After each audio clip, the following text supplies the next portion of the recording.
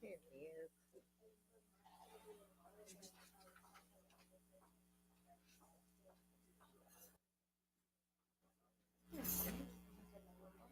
Am I officially late? You're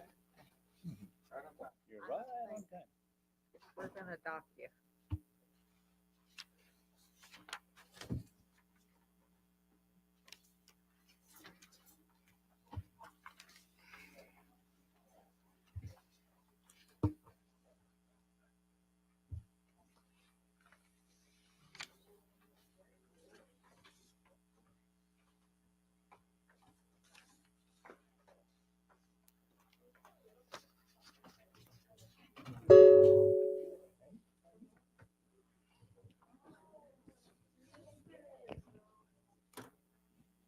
Did I? Oh, it's supposed to be on. Oh, I thought that was live here. Okay. Thank you.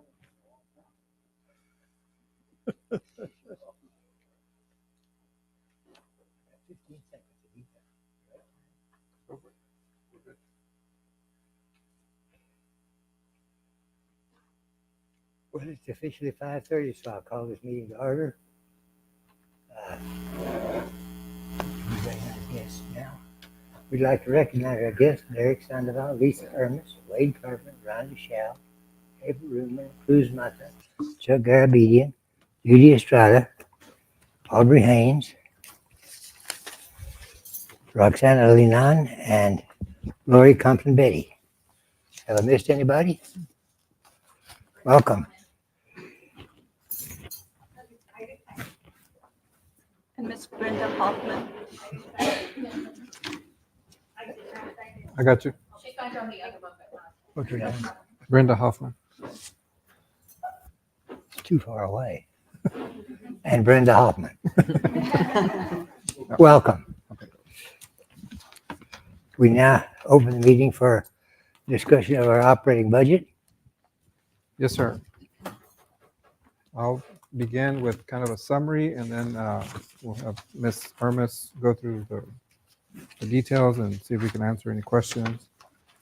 Beginning with the budget assumptions. So first of all, it is a balanced budget. We are adding a very conservative estimate for growth at 4,800 semester credit hours over the whole fiscal year. State appropriations, we did see an increase of 1.1 million in our base tier funding. If you recall, we have a base tier and there's a performance funding. So the performance, there was a little uptick, not much, but the base tier did grow by $1.1 million. You will see a approximate 400,000 increase, and this is not a tax increase. This is for new properties that are coming on the rolls for this year.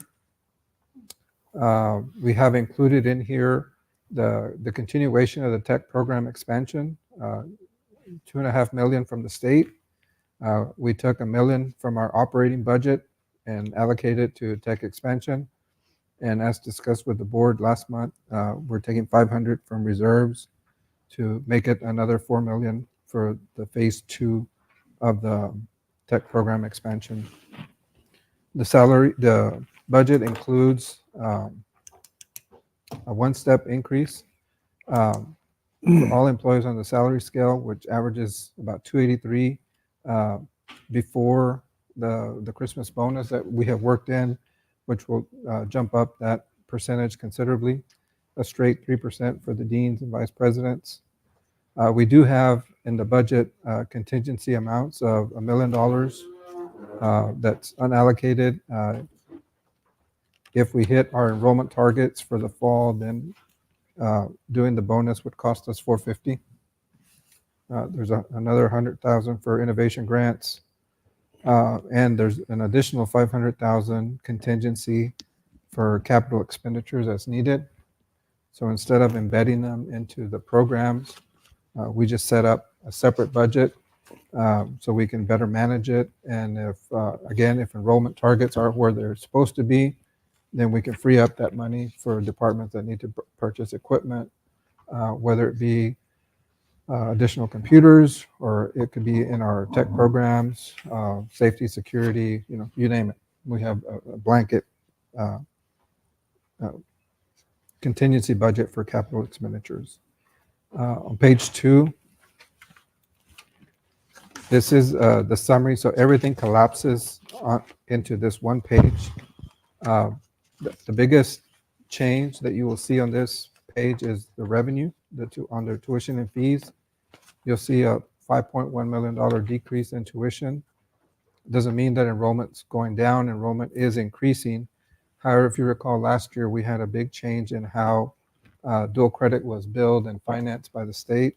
So if you look down to the student aid under expenditures, you'll see a $4.2 million decrease. The net of those two is the result of how we're changing, the result of the change in how we bill and collect for dual credit. And then there's still, about $900,000 difference there. And we just, Ms. Irma's really spent a lot of time working on our forecasting spreadsheet and models. And this is a whole lot better forecasting tool.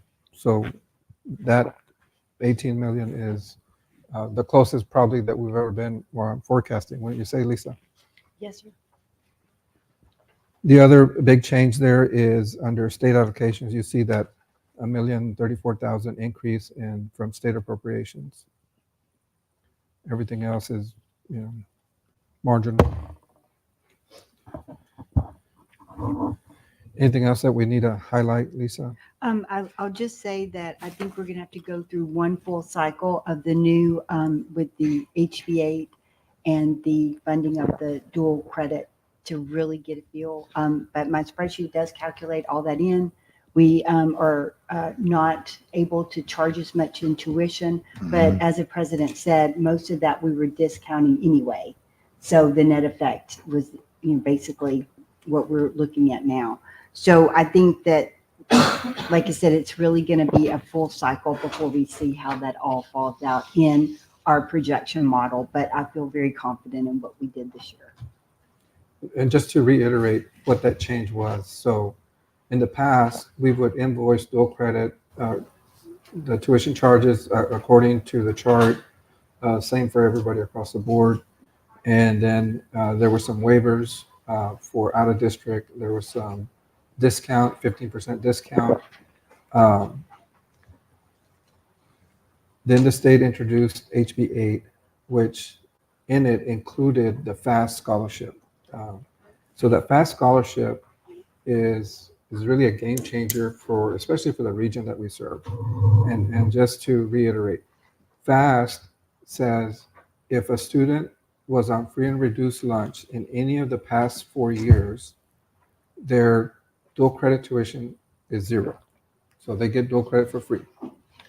The caveat, in order for us to be able to offer that scholarship, we had to change how we invoice dual credit, and everybody across the state that is taking advantage of FAST has to invoice dual credit at $55 a credit hour all in. So for us, it makes a whole lot more sense to change the billing for the dual credit to just $55 an hour. It's $165 for a class, and let them take advantage of that FAST scholarship. Open up dual credit for more students, because some of the districts that pay, they'll pay less. I'll tell you, Uvalde, for example, this year their dual credit invoice was about $200,000 less than it was last year, all because of FAST came in and paid the difference. And you see that across all the districts that we serve. It just reduced their cost. By reducing their cost, they're able to offer it to more students. We have districts that don't pay anything for their students, and this would allow more students to take advantage of it because it doesn't cost them anything. But that was a trade-off that we had to do. We had to lower that tuition to $55 in order to take advantage of that FAST scholarship. It made absolutely 100% sense for us to do it, especially the region that we serve.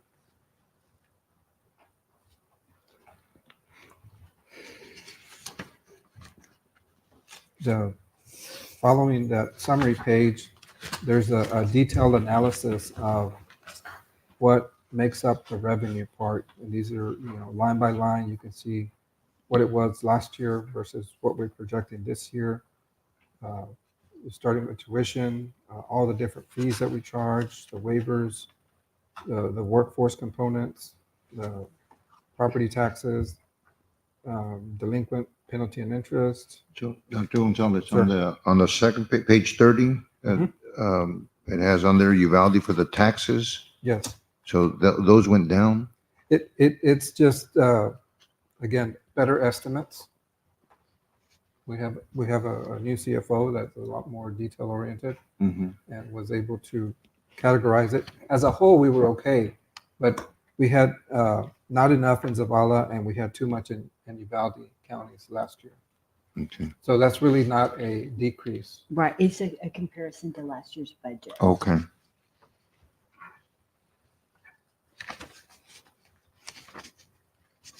And continuing on page 31, you see all the different grants there. Everything that has a 76 number is a grant. So just a little education. All the 11s are local revenue, generally tuition and taxes. All the 12s are state appropriations. All the 76s are either federal or state grants. And 74, 72, 73, 74, those are all student aid.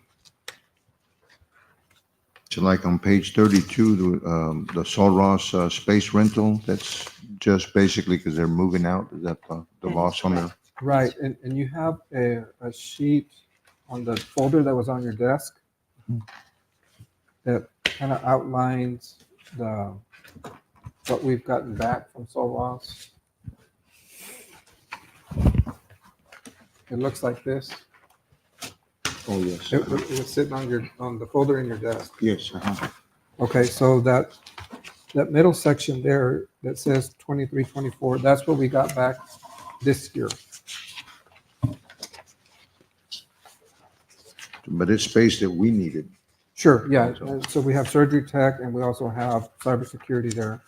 And then this year, they're giving us back the A building, which is 24, 25 there.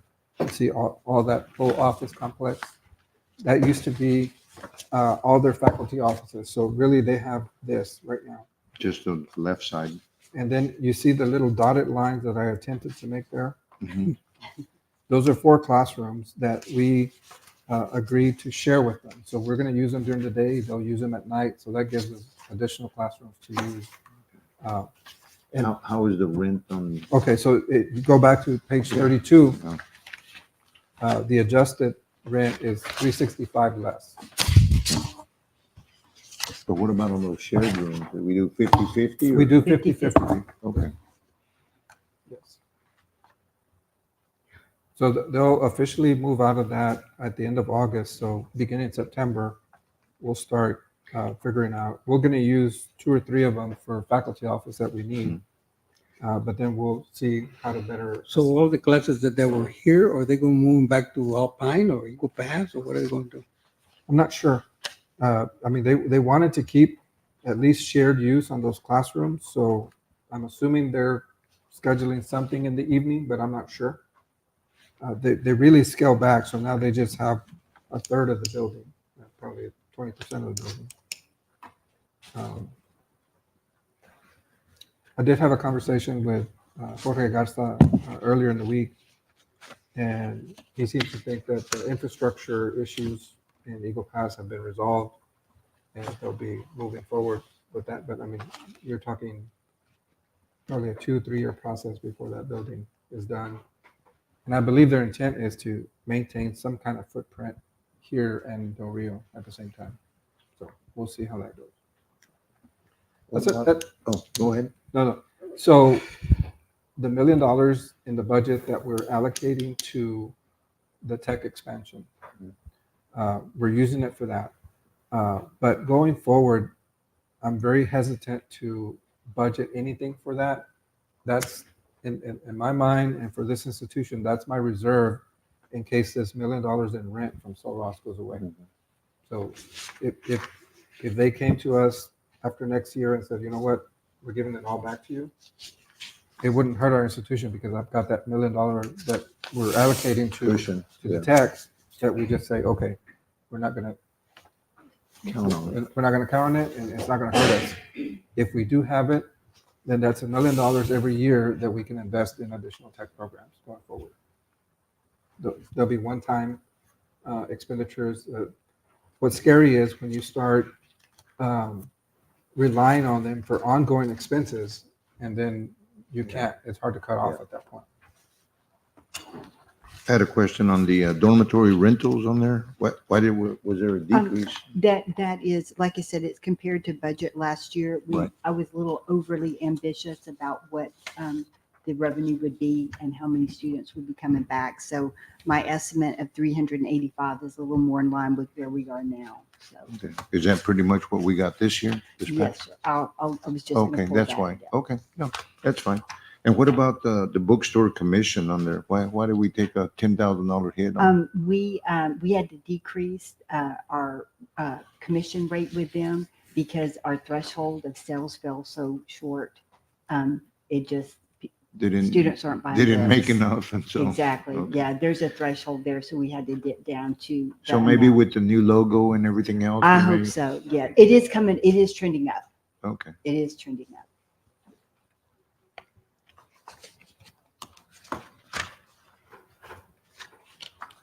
So that's the revenue on page 32.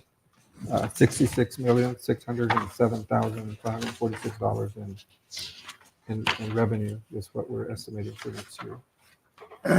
And then beginning on what is page 2 through 20 or 30, 29. These are all the specific departments that feed up into that summary page on the expense side.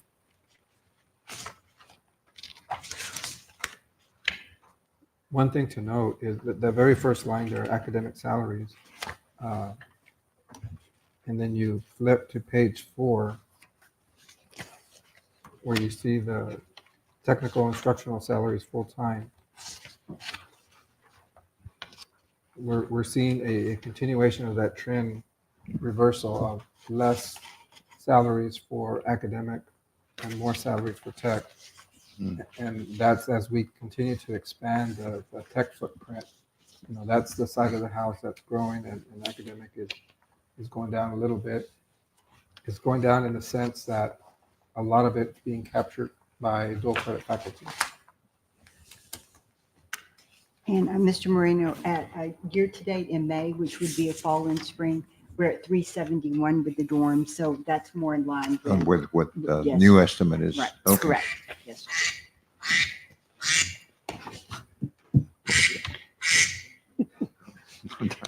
Let me call you back. So on the dual credit sector, you capture their major or the studies that they. Yes. Okay. So they're on our system just like any other student. So they can declare a major, they can be put on the path. For dual credit, if we think about in the past how we would get funded from the state, our funding point for dual credit is they have to complete 15 credit hours. So our goal is to get every dual credit student to at least 15 credits.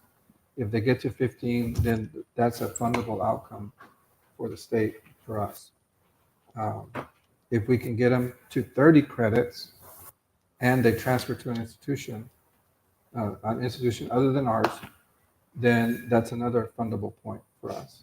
So nothing is based on contact hours anymore. Everything's based on completion points.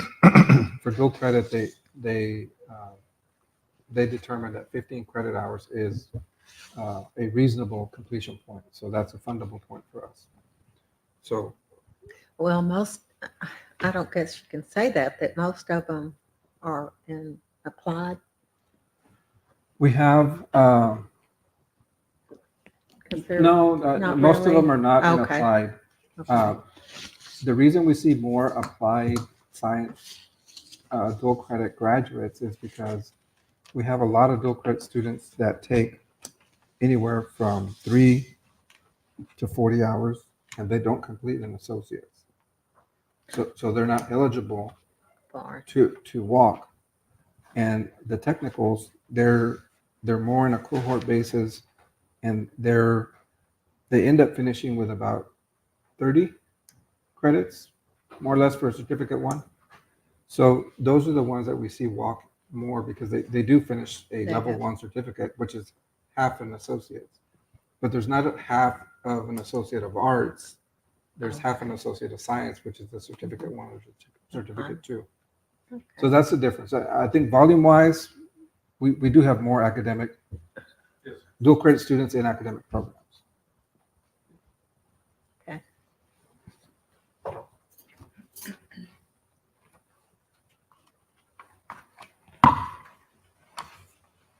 I didn't have anything to budget, but On the very back, you have this salary information. And what we've done there is just to kind of give you a range of, so these are all the different salary scales that we have. The bachelor's, beginning at the very top, the bachelor's faculty begins at 45, ends at 49. Each year they get $400 increment. There's also $750 bonus at the 5, 10, 15, 20-year mark. So that's how that reads across. For the master's, it goes from the bottom is 50, the top is 65, $500 in between each step. And then at year 5, they get $1,250, and that $1,250 stays with them for the next 5 years. And if they're with us 10 years, then there's another $1,250 on top of it. And then at 15, there's another $1,250 on top of it, and then 20. So if you're here 20 years, you're looking at $5,000 on top of the $65,000. In essence, that's how that works. And then last year we also upped the adjunct courses to $2,750 for a 3-hour credit. And I believe those were probably $1,500, $1,800 before. Yeah, so it was a significant increase in the adjunct rate. Then you see our allied faculty, and then the different stipends in our allied health, professional staff, clerical staff, maintenance staff. So you can kind of see what those ranges are. And for comparison, you see a group there that has UCISD. I downloaded their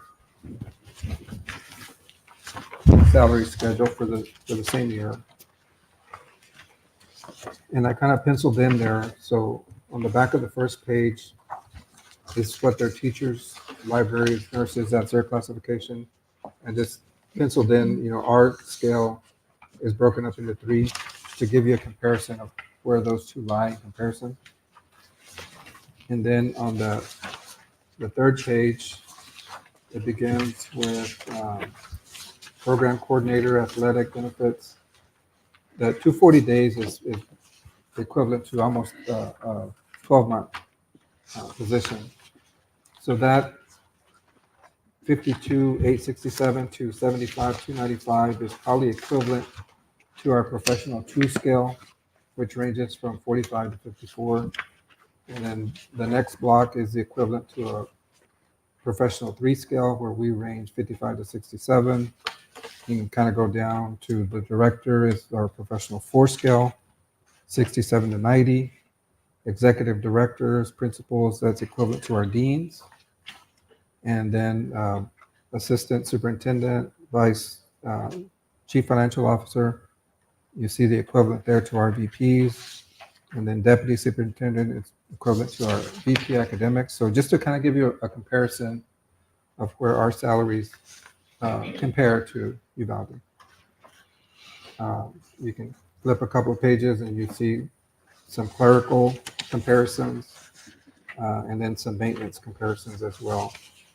So that's just FYI, so you can kind of see where we stand and compare to our closest educational institution in the region.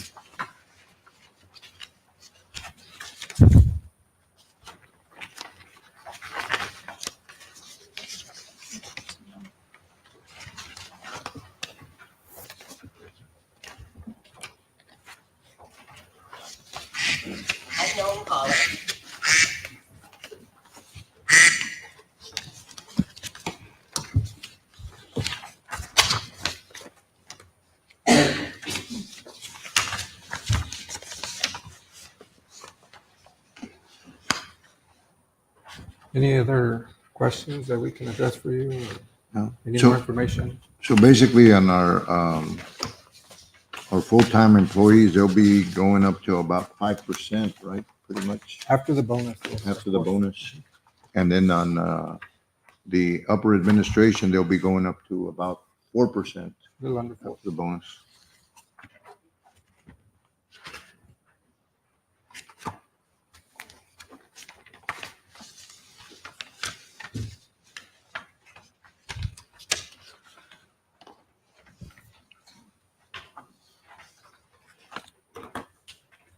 Well, remember, Mr. Flores, do you have a balanced budget? That was his first question. It is balanced, and I have $1 million cushion.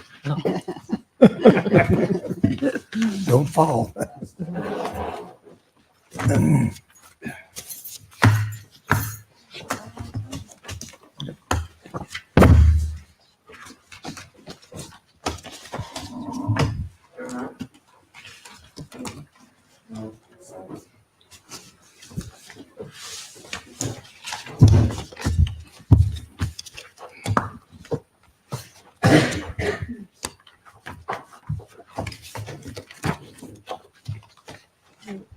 Did we adjourn? the Not yet. minutes of-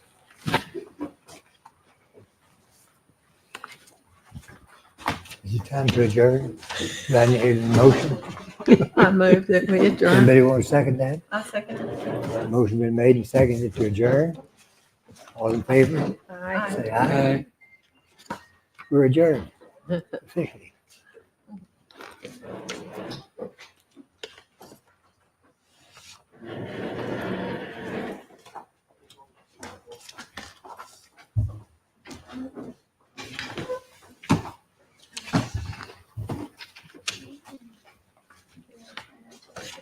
We can officially close this one. You can- Yeah.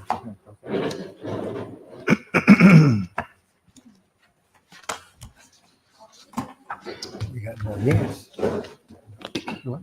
Got more guests. Yeah, so what we can do on this one, recognize the guests from the previous workshop, and then we'll have a list for the new ones.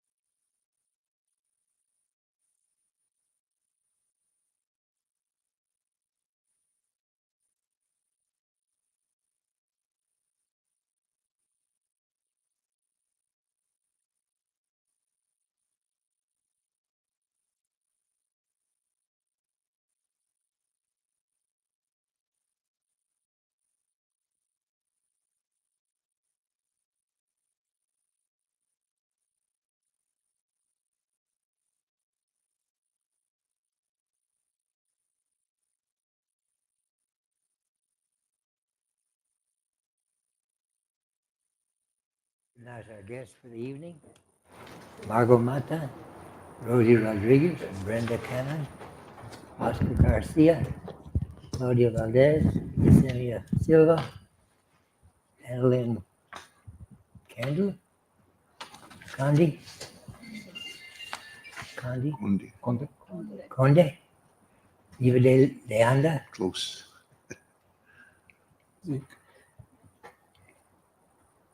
Zeke Martinez. Rick Martinez, Zeke.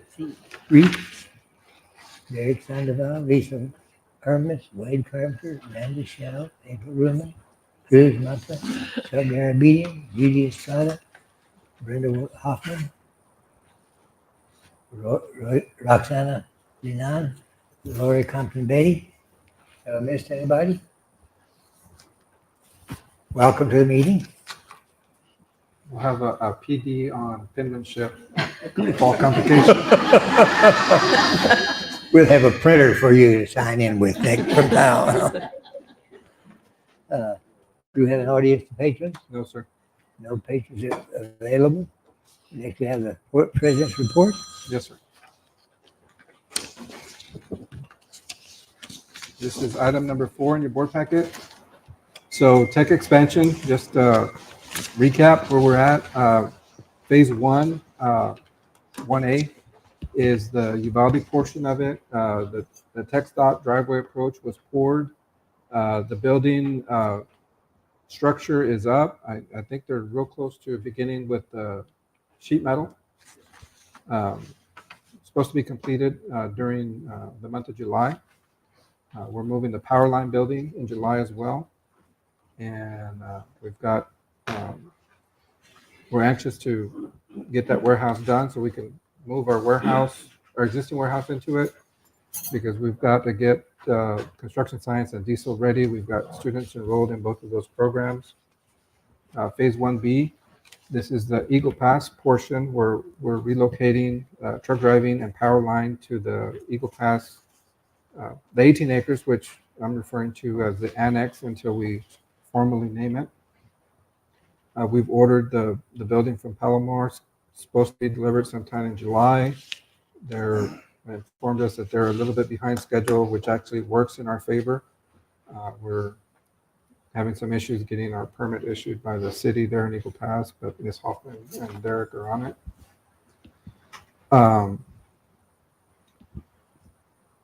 So that'll free up the space on the Chittim Center for phase 2, which is bringing an additional tech program to the Eagle Pass Chittim Center, and also will begin the Del Rio tech expansion. So we're okay with that. If that gets delayed and runs into September, it doesn't create a big problem for us because there's nothing imminent going into that space now.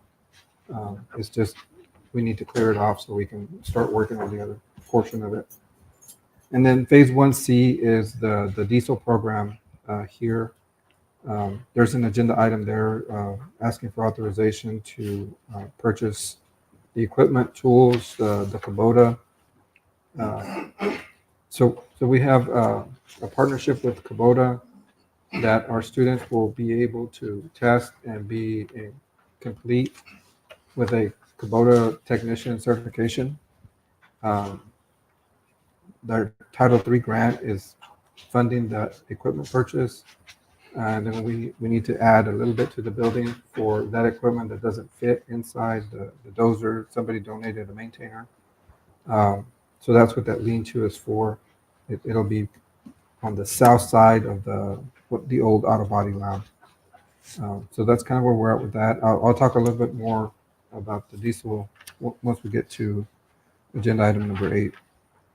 Financials, 9 months into our fiscal year, we're still holding $872,000 excess revenues. And then we reallocated our contingency. Last month, the board approved our rebranding efforts. So our contingency has $171,000 going into the summer. Our fund balance sits at $13,826,000. And I just want to give shout out to Lisa, her team, and to the vice presidents, the deans, directors, everybody put in lot of work to bring us a balanced budget this year. We started working on it since February, and it's taken a lot of back and forth and really fine tuning. Excellent work. And the goal each year is to bring a balanced budget. As we stated in our budget workshop, there is no tuition increase, there's no tax increase in the budget. It does allow for a one-step salary increase, 3% for the deans and vice presidents. We do have a contingency for a bonus. We have the contingency for our budget, and we have $1 million contribution for our tech and $1 million contingency just as a cushion. The back page there, the second page, name change. We're busy ordering signs, lettering, flag, banners, letterhead. You'll see on my memos to the board, you'll see the new logo and what it's looked like. We're starting to use it. I've instructed our team this week, don't wait until August to roll this out. As you finish something, roll it out. Roll out the new logo, the new name. We can't wait until August to get everything done. As we get something done, put it out there. I haven't received nothing but positive comments from the community about our logo. Everybody absolutely loves it, and they're anxious to see it out there. You'll see from our enrollment report, we're up 14% in head count, number of students, and we're up 12% in credit hours, which translates to tuition dollars. So great. Summer 1, summer 2 looks just as well. We hope we can continue that trend into the fall, and we can blow the revenue off our budget that way. Meetings, May 21st, I've made a presentation to the Carrizo Springs ISD board. Discussed dual credit, House Bill 8, the FAST scholarship, the name change, some of the new tech programs that we're offering and kind of in queue. And the board was very pleased and really valued the longstanding relationship that the college and Carrizo Springs ISD have enjoyed. May 29th, we had our visit from our SAC COC vice president. Dr. Cuevas, is assigned to our 10-year accreditation. She met with the cabinet and gave us some pointers, some of the most recurring standards that get flagged, and it was very beneficial, just to get updated. I have additional information here for you. The only other thing down there on the upcoming meetings, if it's okay with the board, 4th of July falls on Thursday. Our summer schedule for Fridays is from 8 to 12. And I'm requesting that the board authorize us to go ahead and take those 4 hours on Friday as a part of the 4th of July holiday, if there's no objection to that. Let's see. Dr. Gonzalez. Yes, sir. On the Kubota stuff, are we No buying coordinating, the yeah. Kubota equipment locally or? Is it local? It is local. If they can get it locally. Okay. I don't remember exactly what pieces, I think there's at least one piece that's already here. But yes, it's in partnership with the local. A local Kubota dealer? And it's 3 pieces of equipment. It's a loader. Yeah. And it's a 3 of them. right? utility vehicle and a zero-turn mower. There should have been a timeline for the SACS visit.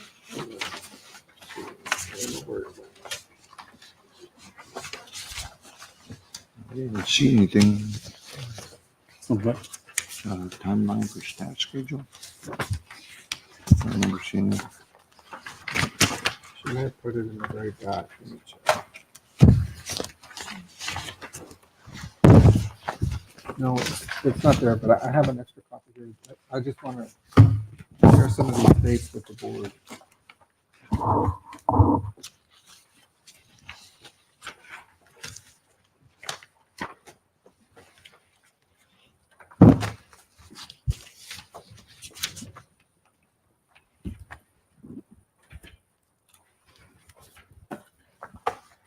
Okay, so our compliance certification is due on March the 1st of 2025.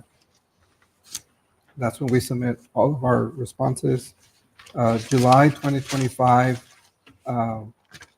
we'll have to respond to any items that they need more information on. September 8th is when we submit our quality enhancement plan. And then our on-site visit is from October 20th through the 23rd. So that's kind of the schedule there. I'll make sure and include the timeline in the August meeting. It should have been in your packet.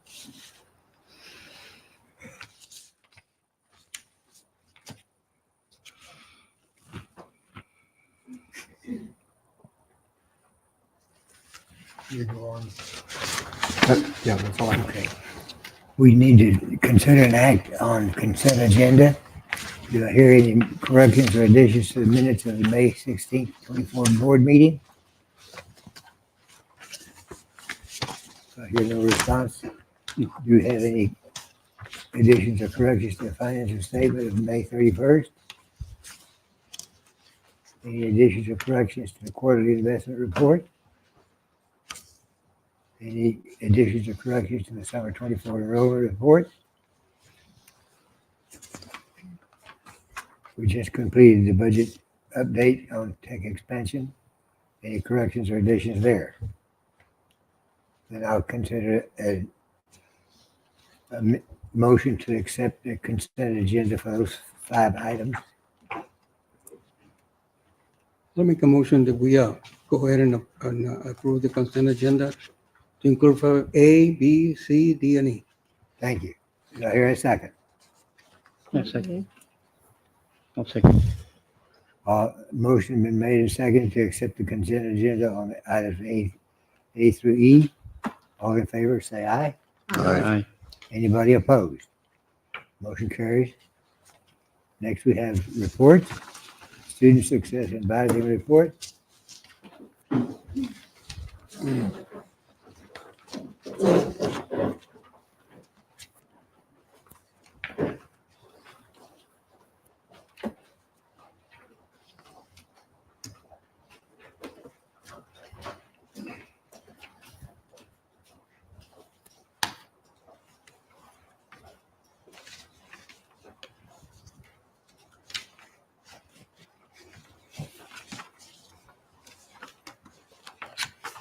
Good evening. Good evening. Good evening, Dr. Watkins, Dr. Gonzalez, and Board of Trustees. My name is Yesenia Silva, and I'm the Senior Director of Student Success Services. Here to present with me tonight, we have our leads for our services. Before they introduce themselves, I would like to say that I'm very appreciative of the work they do, which includes leading their own teams of success coaches across campuses, which creates unity, inclusivity, and uniformity. Good evening, Claudia Valdez, Success Coach, Holistic Advising Lead. Annalisa Conde, Success Coach, Special Programs Lead. Eva Deanda, Success Coach and Disability Support Services Lead. Rosie Rodriguez, Transfer and Career Success Coach Lead.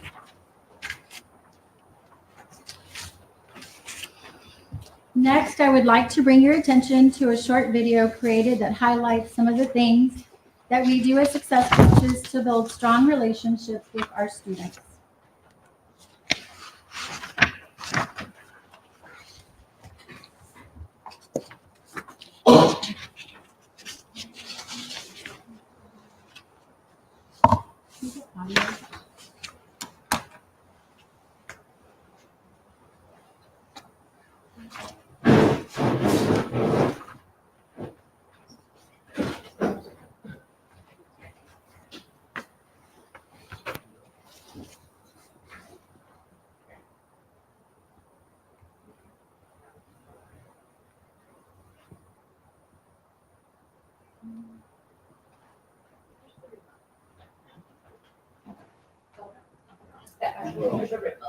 Right here.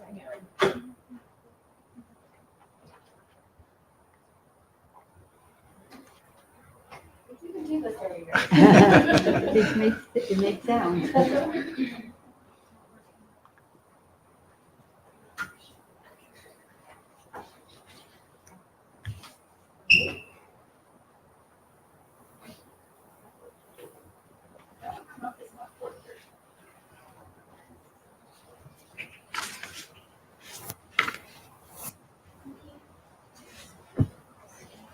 For a minute and then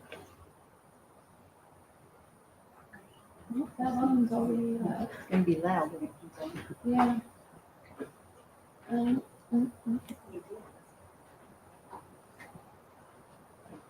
Oh, now I'm messing you up. You cannot do that. Present. Right? Full screen. Yeah. Well, we have nice audio.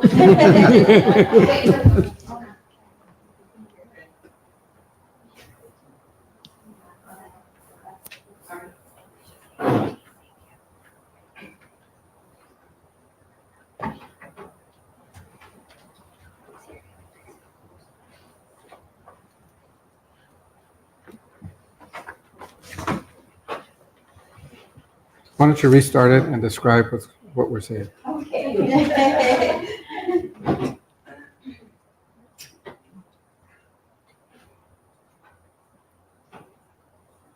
Okay, so we actually start with our advising, holistic advising, and this is Liz Sabra, this is Flavia and Eagle Pass, Eva and Del Rio, Lali and Crystal City.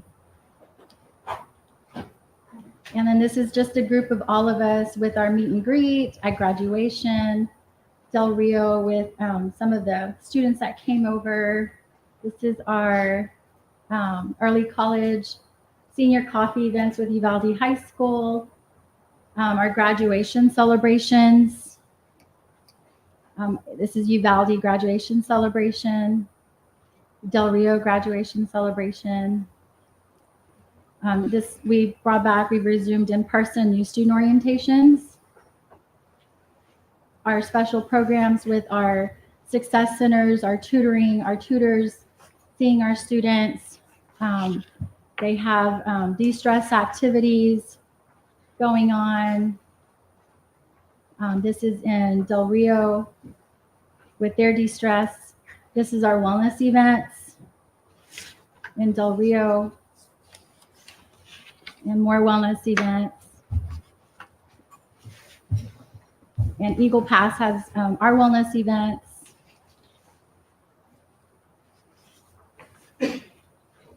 And then here in Uvalde with more wellness events. And so we just wanted to show you, so transfer and career, most important too. All of our campus tours. So St. Angelo, Texas A&M,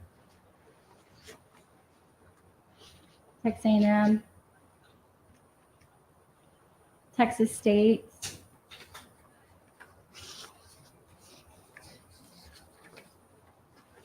and our, at UTSA, and this is also at UTSA. And after this, we headed to a baseball game. We have some students at UTSA that received transfer scholarships, $500, just by attending the transfer. And this is our MOUs with our transfer partners, universities, TAMU, UTSA. So that's our end of the slideshow. We just wanted to show you exactly like what we're doing and how to interact with our students. They're very important to us, and success coaches, we build and foster those relationships. So thank y'all for seeing that. I was hoping our audio would work. I have a question. I noticed that your campus tour participation went up from last year to this year. And who determines where the tours are going to go to? As far as, because I didn't see in there Kingsville and So we Corpus. rotate the universities. We call them to see if we just work with them and see if they're able to Accommodate you We guys. invite, and they'll invite us to with our Transfer Tuesdays. our transfer team has great relationships with their recruiters. And we decide, also students decide too. So if they want to go to a certain university, we will take them there. Good. We try to rotate, some in the fall, some in the spring. And we try to do like our top transfer universities as well. We take a lot of things into consideration.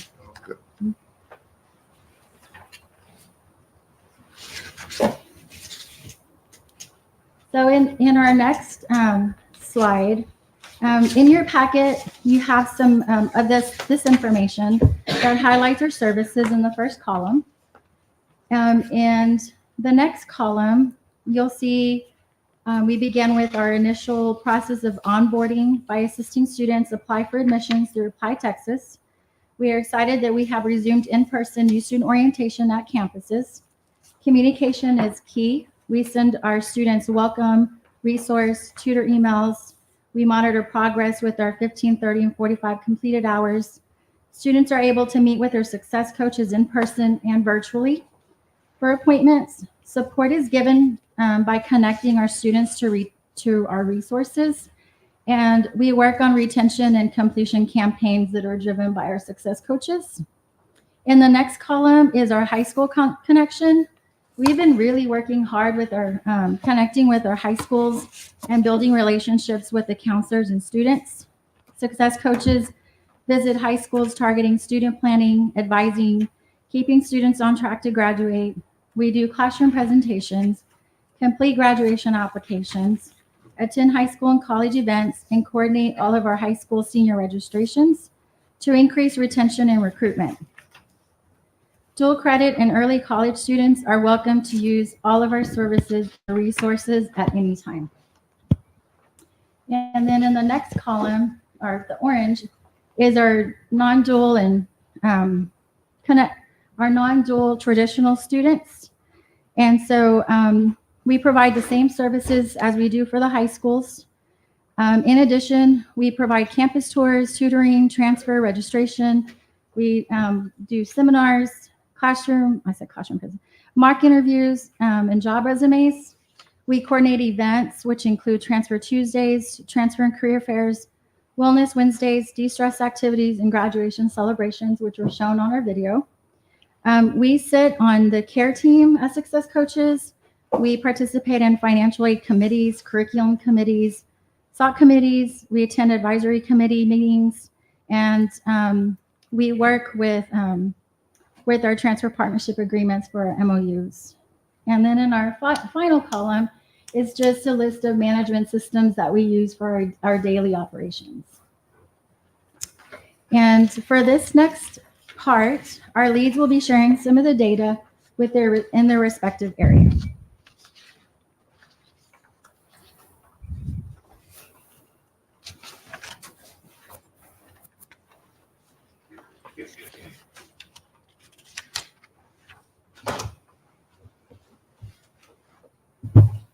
Hello.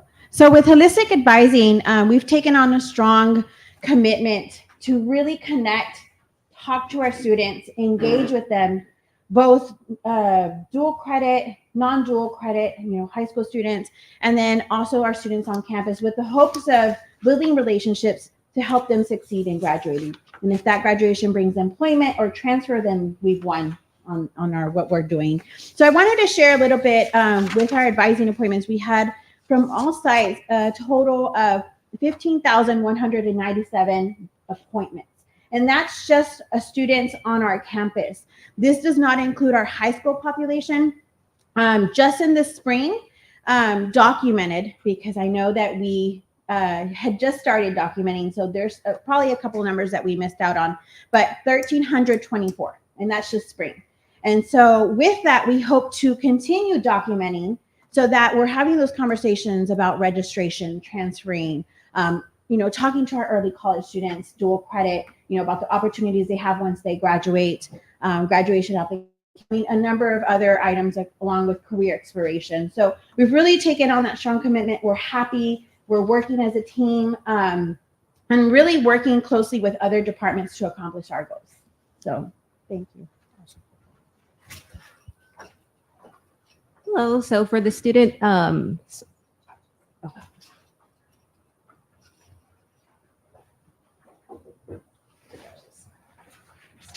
special programs, I wanted to focus on our Student Success Center tutoring program. So just a little bit about the Student Success Center. It is the hub for student resources on our campus. Our peer tutoring program is our biggest focus, sparking student success. So this is why I wanted to highlight that.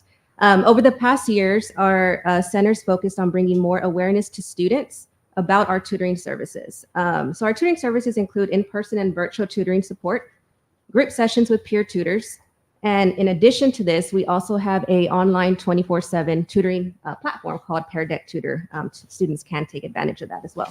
So if you look at the slide here, I wanted to focus and compare 2022 to 23 school year to the 23-24. So in the blue, you'll see our peer tutoring sessions for 2022-23 school year were 1,262 sessions.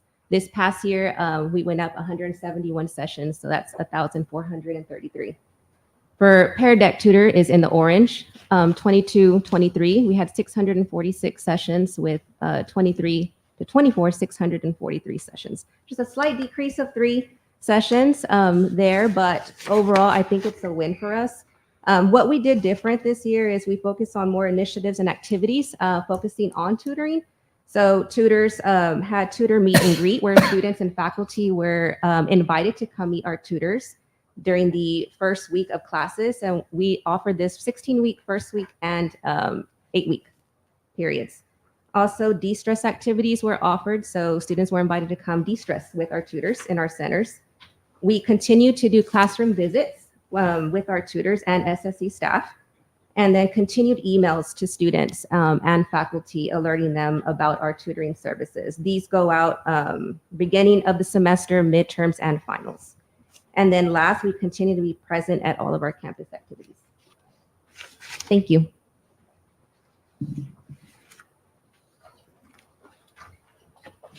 Good evening. Excuse me. The Disability Support Services Office provides assistance to any student with a disability. The student must self-identify by applying for services on our webpage and meeting with one of our team members to complete an accommodation plan. Overall, our DSS office provided services to 160 students. This also includes 17 dual credit and early college high school students enrolled with Southwest Texas College. Student totals by location is Crystal City, we have 6 students. Del Rio had 41, Eagle Pass had 44, Uvalde had 66, and our surrounding area, we had 3 students. This year, the DSS office created a timeline to contact students enrolled for services during specific times throughout the fall and spring semesters. Each DSS representative worked with their respective cohort to check in during crucial times and ensure that they are receiving the proper support in and out of class. As a result of these check-ins, DSS representatives built strong relationships with their students, which played a critical role in student success. DSS representatives measured student success by students that achieved a 2.0 or higher GPA at the end of each semester. As you can see, I know it's separated on each one of yours. So on the top right section, we have the average of students that passed with that 2.0 GPA. So students that received accommodations at all locations, with the exception of Crystal City and surrounding areas, 80% had a plus, an 80% or higher plus rate, passing rate of a 2.0 or higher during the fall and spring semester. 89% pass rate for those students who did not request accommodations. So overall, our students did very well each semester. The students that requested accommodations saw an increase in their GPA from their previous enrollment, where a couple of students that did not request their accommodations did see a decrease in their GPA, but they still maintained a 2.0 or higher. Dual credit enrolled students receiving accommodations at all locations, with the exception of Uvalde, achieved 100% pass rate of 2.0 GPA or higher during the fall and spring semester. Uvalde had a 50% pass rate with only one student not requesting their accommodation that received that 2.0 GPA. So again, our students are, when they request their accommodations, they're successful in their classes. Once in a while, we do have one or two that don't. But overall, our students are really doing really good with accommodations in place. Thank you. Okay, so the Transfer and Career Center. So what we did was we focused on the transfer tours from the fall of 2023 to the spring of 2024. You will notice that we visited various universities. We narrowed it down to the top 3 to 4 universities students were interested in visiting. We compared the number of participants, of course, as mentioned, from the spring and the fall. So in the fall, we visited the University of Texas at Austin, Angelo State University, and the University of Texas at San Antonio, with a total number of participants of 126. So in the spring semester, we move on and we visit Texas A&M International University, Texas A&M University, University of Texas at San Antonio, Texas State University, and again, the University of Texas at San Antonio, with the total number of participants of 195. So there was an increase of 69 students from the fall to the spring. And overall, the tours were a success. So not only were the students able to view or see the respected universities, they were also able to see the dorms. They were also able to speak with their respected majors, financial aid and counselors, or financial aid counselors, my apologies, and admissions counselors as well.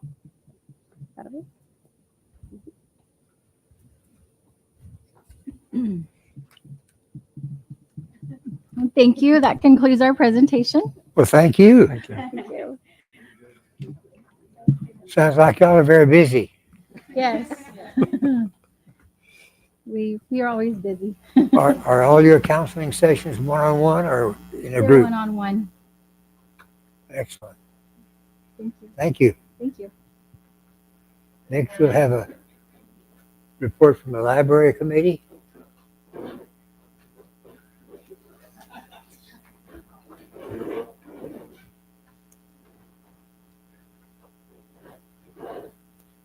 Oh, we skipped the AU.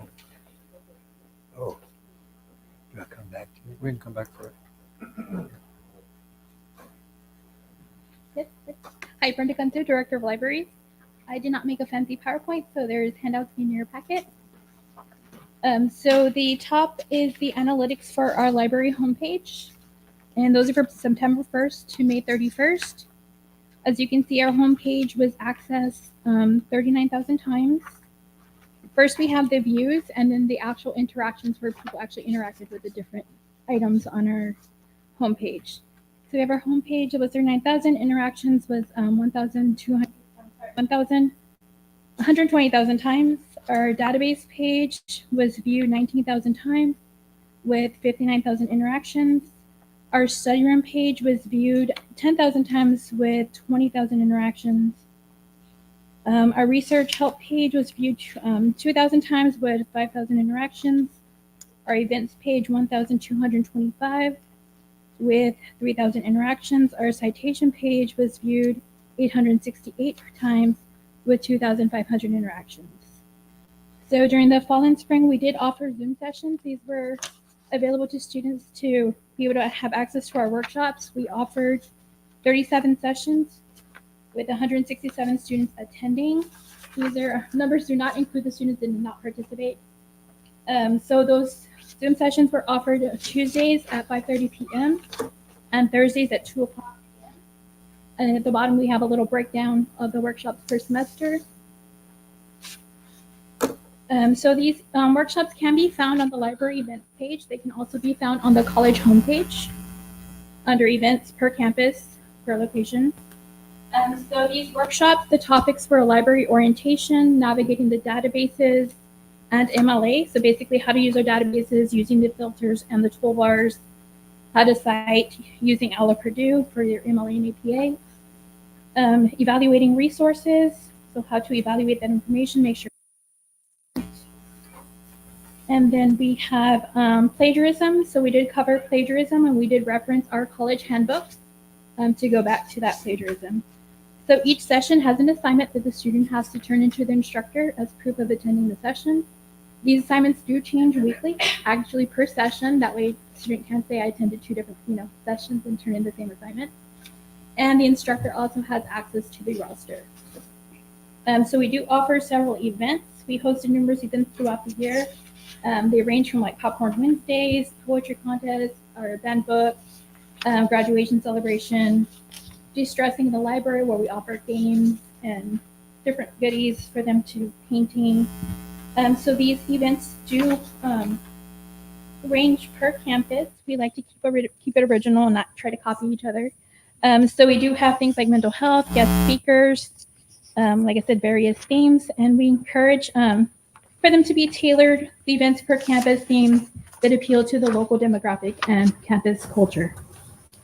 Our next box are the library services. So library circulation in the fall, we had 945 items circulated. In the spring, we had a little bit less, 438. Chromebook usage. Now the Chromebooks are checked out by a semester, so the first 8 weeks, second 8 weeks.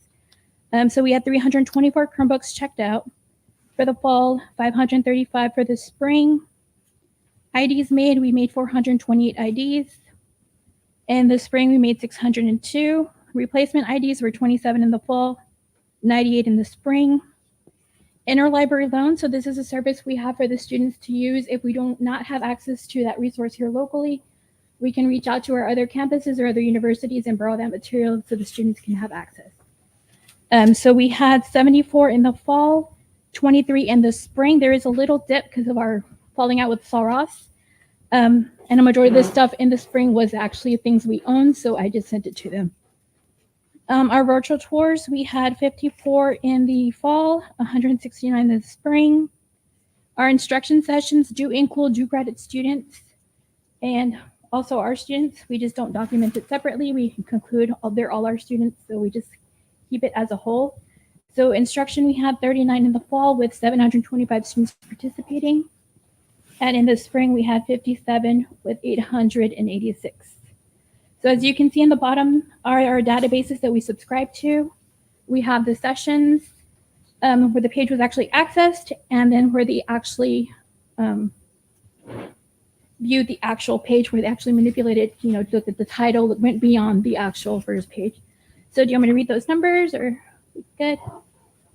Okay, so as far as the library facilities being used, we have a total between all libraries, 13 study rooms and 2 computer labs. So those were utilized 1,930 times, and there's a breakup between all locations. Computer usage in the fall, we had 13,403 computers checked out, and these are the computers in the library, not the Chromebooks. And then in the spring, we had 7,287. So you can see our printouts, we had 194,000 plus pages in the fall, 294 in the spring. Our gate counts in the fall, we served 46,976 people. And in the spring, we served 45,223.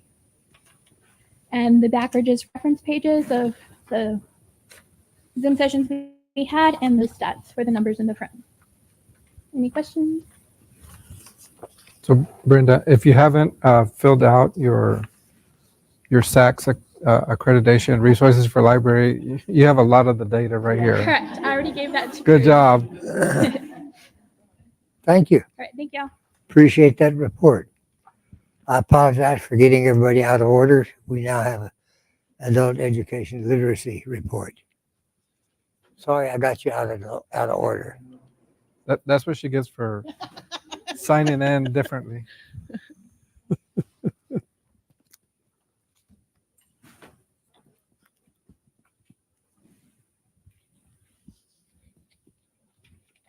Okay, hello everyone. I, along with Mr. Oscar Garcia here, will be presenting on Southwest Texas Adult Education Literacy Program, also known as AEL. So the AEL program has been in existence since 1973. It is a federally funded grant program that operates on a 5-year cycle. We are currently at the end of our 5th year within this current grant.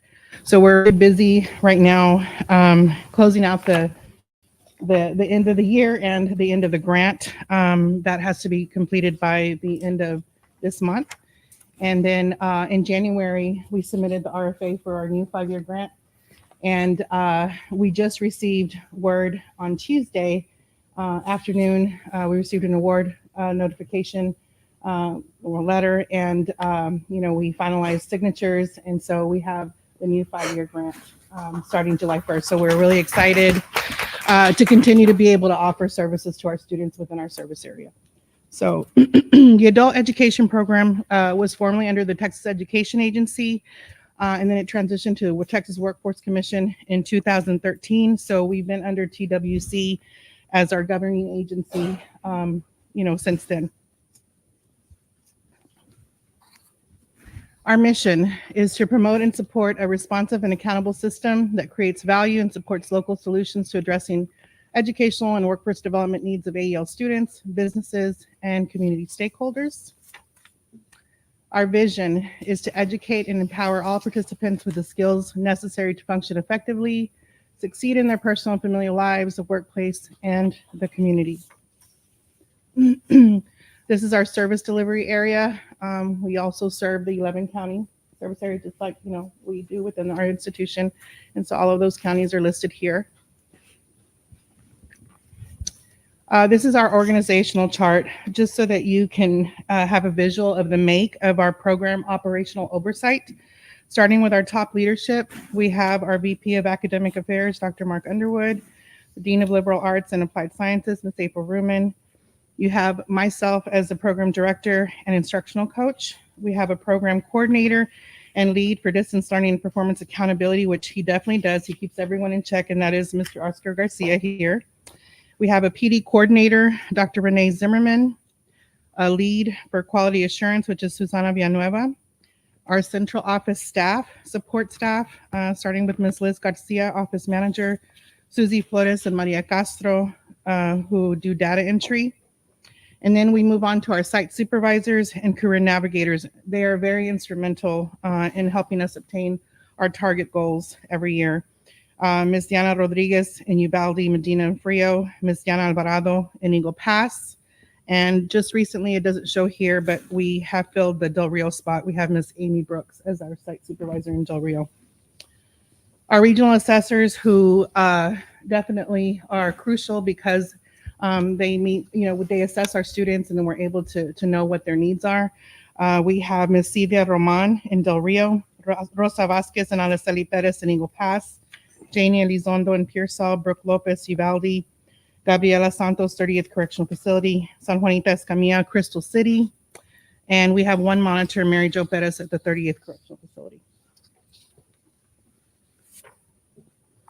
So all of our instructional staff possess a minimum of a bachelor's degree, and they all have special training in adult education. We have 37 part-time instructors, we have 9 full-time instructors, and we have 108 classes year to date that are being offered by our instructional staff. And as you can see here, these are just pictures of instructors in action in the classroom. And I will say that, the day in and outs of the program wouldn't be possible without everyone that I mentioned here today. They all play a very vital role in the success of this program. So the AEL program goals and objectives, they align with our institutional strategic plan. AEL fosters accessibility and inclusivity strategy to engage and springboard students towards success. AEL promotes a holistic and student-centered approach with wraparound services to foster persistence, measurable skills gains, and credentials. And we aim to realize outcomes and transition participants into training, higher education, or workforce opportunities. So as a result, we're able to offer a variety of instructional classes to meet the needs of the students. I'll now hand it over to Mr. Garcia, who will go over those deliverables and the rest of the presentation covering data and statistics.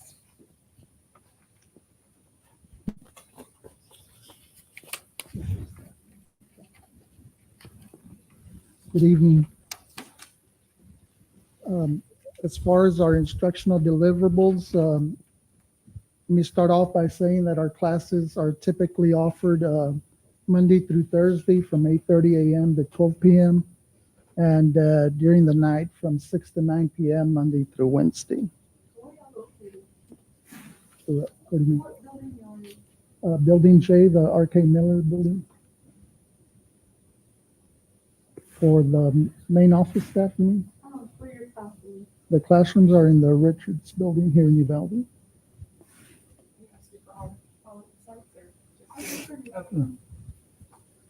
And during our summer hours, we typically, which are June, July, and August, we typically just run daytime hours.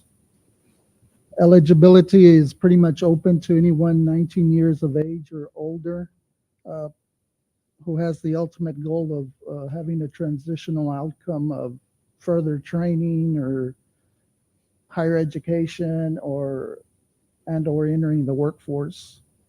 We also accept 17 and 18-year-olds, but they have to get parental consent as well as be officially withdrawn from public school.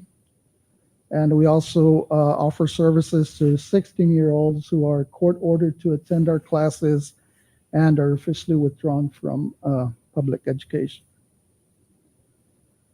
Moving on to our specific services, we offer ESL and L-Civics in conjunction with each other, and we have 6 levels in this category. We also have ABE or pre-GED levels, which include 4 levels. Then we have the ASC level, which is your true GED levels, and there's 2 levels of that. And those core curriculum there also includes components of digital literacy, financial literacy, life skills, and workforce skills, and career exploration as well. We also have intensive services, which include the reentry classes, which is real-life curriculum to acclimate post-release participants into society. And we also have workplace literacy classes customized to meet employer milestones. And lastly, we have integrated education and training classes, which consist of concurrent enrollment in training and academic contextualized classes, as well as workforce activities. We have different modalities, which include remote instruction, in-person instruction, online instruction, or a combination thereof. The online instruction, of course, is available 24/7. We also have a Chromebook loaner program that we can provide to our students who are enrolled with the program. We also have referrals for Wi-Fi and hotspots, and special discounts on internet service provider deals for our students. And it seems like our students really like this high flex approach, or hybrid and flexible approach, as these different modalities help them achieve at a faster rate, as well as allows them the flexibility to attend whenever their schedule permits.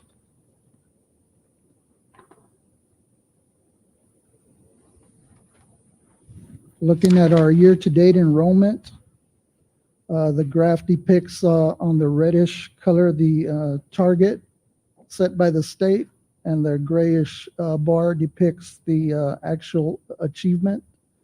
If you look at our basic enrollment, our target was 412, and year-to-date we're at 413 students served. Our L-Civics target was 90, and we're at 318 students served. Our integrated education and training ESL component had a target of 14 students, and we're at 18. Our integrated education and training ABE component had a target of 69, and we're currently at 83. Our intensive services, which includes reentry and workplace literacy classes, had a target of 54, and we're currently at 93. Total enrollment had a target of 639 collectively, and we're collectively at 925.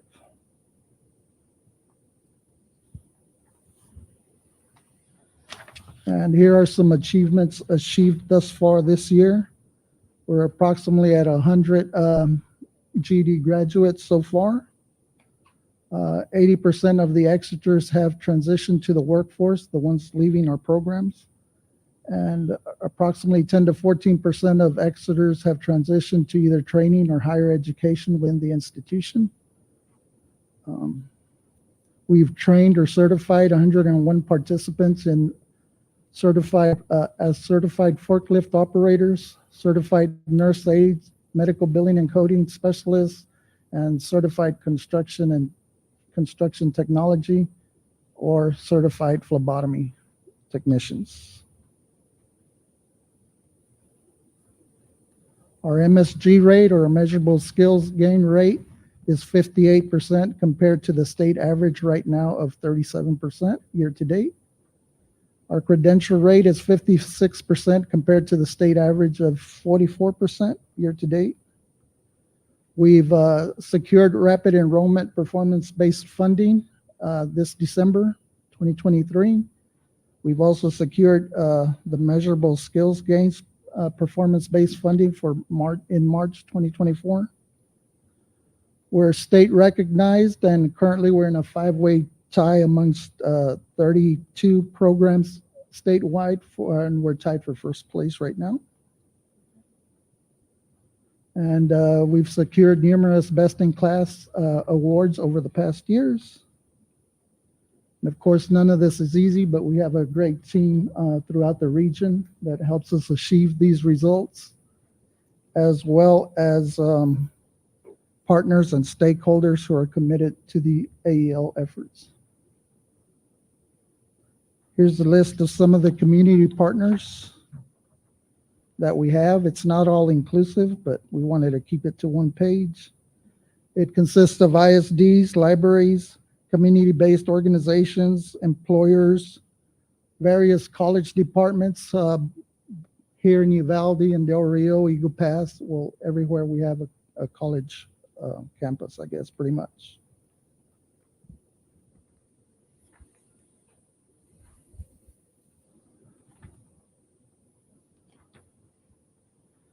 And lastly, the most, I guess, rewarding aspect of AEL are the success stories. Here we have the certified nurse aide IET class. We also have a workplace literacy class. It's mislabeled. It's not San Antonio Shoes. It's actually Maverick Arms in Eagle Pass.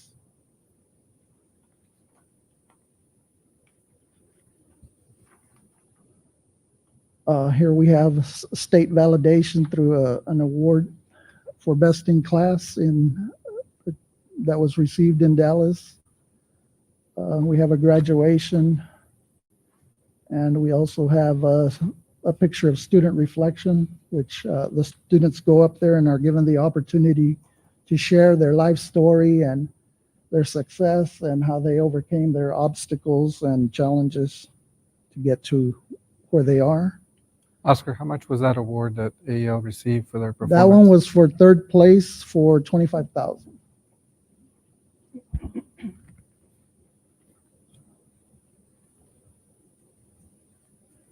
And then, of course, we take these opportunities to encourage and motivate our students to keep going and springboard into other opportunities such as higher training or a college degree program within the Southwest Texas College,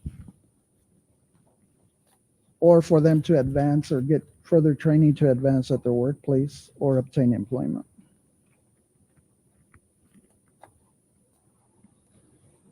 Here's some additional pictures of other graduations. That's all we have. Yes. Yes, sir. Very much so. Thank you. Thank you. You guys are doing a good job. Thank you. Next, we consider an act on a 24-25 operating budget. Yes, sir. It is our recommendation that the Board of Trustees approve the operating budget for 24-25 as presented and discussed at the budget workshop. Do I hear a motion? A second? Motion been made and second to consider an act to accept the board as proposed by the board workshop. All in favor, say aye. Aye. Anybody opposed? Motion carried. Consider an act on authorizing the president to proceed with purchasing necessary building improvements and equipment for the diesel tech program in Uvalde. Yes, sir. This is item number 8 in your board packet. This is a similar authorization to Phase 1A and 1B. I do have some estimates there for you of what it's going to take to get our diesel program up and running.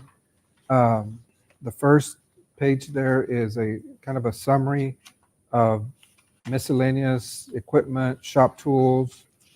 There's a used dozer, a used loader. Those total $492,459, and they're not all from a single vendor. They're multiple vendors. Some of them are used. The second item is the quote from Kubota Tech Certificate Program, and that totals $79,251, which will be funded from our Title III grant. And you can kind of see the one of them is a loader, a utility vehicle, and then the third is a zero-turn mower that is going to be used in conjunction with the training. And then the third is a quote there for a lean-to. This one includes the concrete work to put concrete under that lean-to. So those are the known expenditures that we have at this point.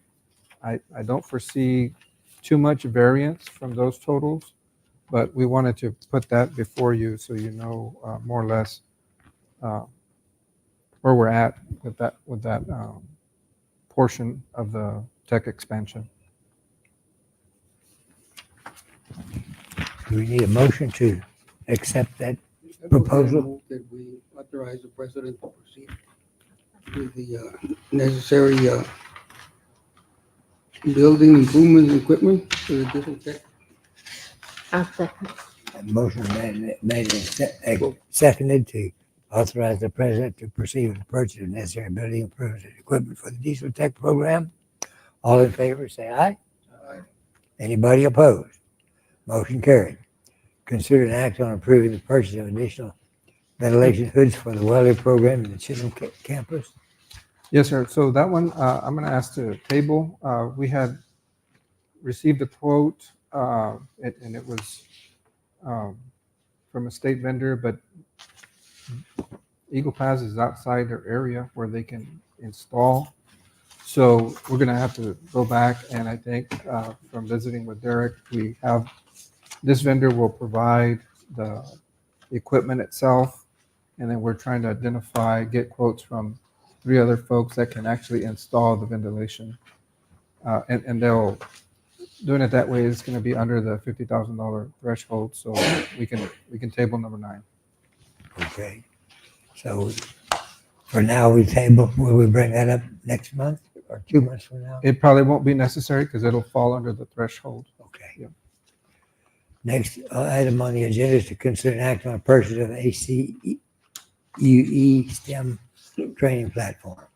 Yes, sir. This is item number 10, and this is a professional development training service for our STEM faculty.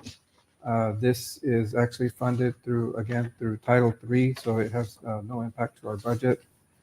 And it's the amount $59,250. Okay, it's there at the bottom. And this is a 1-year agreement to provide professional development opportunities for our STEM faculty. Dr. Gonzalez, I have a question. And so who selects the staff that is going to participate in this? I assume that the 33 STEM faculty that we have there are all everybody. Science, technology, engineering, mathematics. Yeah. So, And as far as once they complete, is there going to be an increase in salary or something, some incentive for them to participate, or? should make them better teachers. Okay. Is that right? And how long is the program itself? It's a 1-year training program. 1 year, and it's not. It's done in online modules. Okay. With online trainers that meet for like Zoom meetings with the people who are going through the training. And at the end of it, they do get, everybody who completes it does get a, what's called a digital badge for their resume, so that they can say that they've been certified as an ACUE trained instructor. How many hours does it involve for the staff? I can look. That's why I was asking about compensation. I mean, is there anything more than a certificate that they get, or is there extra compensation for the time that they're going to be dedicating to this program?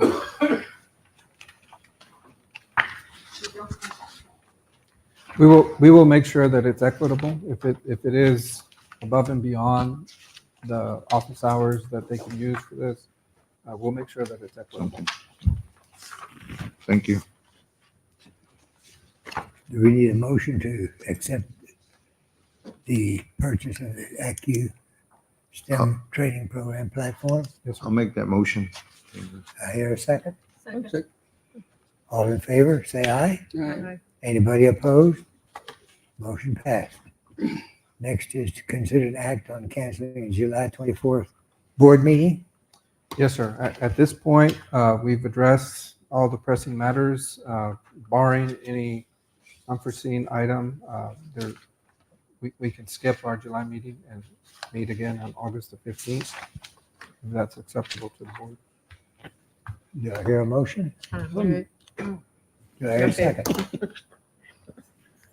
That we do not have a meeting in July. So those in favor of skipping the July board meeting, all say aye. Aye. Anybody opposed?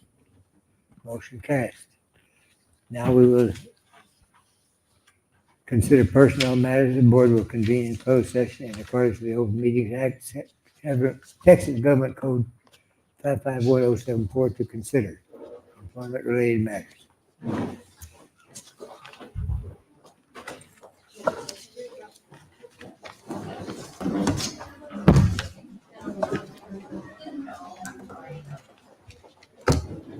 Covered a lot of territory today.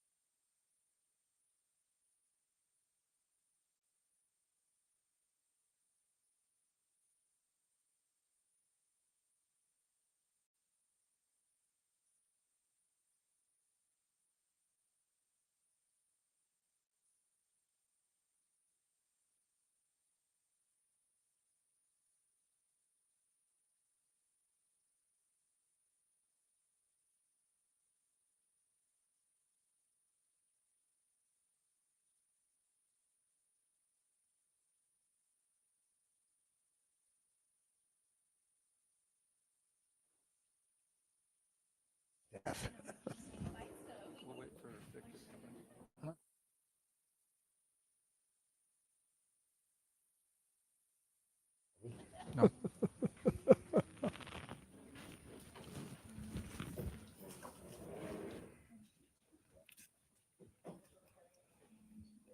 Will you pass that to Tony?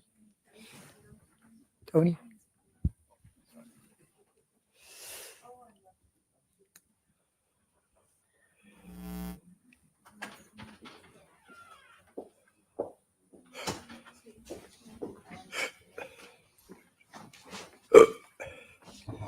We will now reconvene in open session. Is there any other matters to come before the board at this time? No, sir. Then I will entertain a motion for adjournment. I move we adjourn.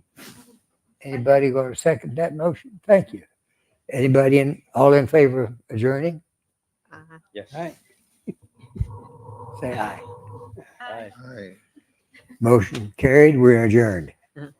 Thank you all.